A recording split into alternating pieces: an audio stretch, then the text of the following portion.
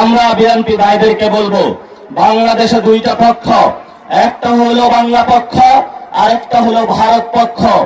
আপনারা যদি ভারত পক্ষে গিয়ে থাকেন, বাংলা পক্ষের সাথে আপনাদের কঠিন লড়াই হবে, এবং এই লড়াই যদি আপনাদের আবারই পতন হয়, তাহলে সেই পতনে আমাদের কোনো কিছু করার থাকবে না, কারণ আপনার পতন আপনি নিশ্চিত করছেন।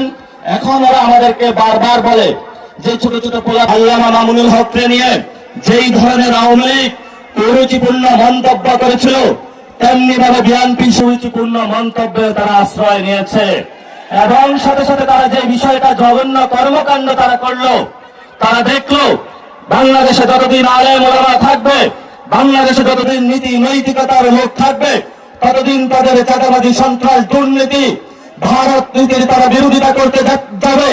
এই জন্য তারা বাংলাদেশের আশ্রয় নিয়েছে, যেই শেখ হাসিনা।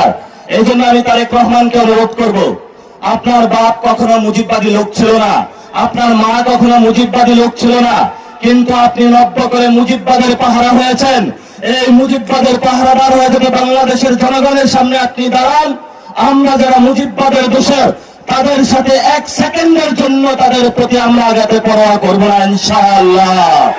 সন্ত্রাসী মাফিয়া গোষ্ঠী আওয়ামী লীগের সাথে হাত মিলিয়ে বাংলাদেশের জনগণের উপরে আবার নতুন ভাবে যারা গত 17 বছর আমাদের উপরে অত্যাচার নির্যাতন নিপীড়ন চালিয়েছিল, এসএলএম এবং বেক্সিমকো থেকে যেই ধরনের ব্যবসায়িক জঙ্গি গোষ্ঠী জনগণের উপর অত্যাচার করেছিল, তাদেরকে আবার এই পার্লামেন্টে তারা জায়েজ করে নিল।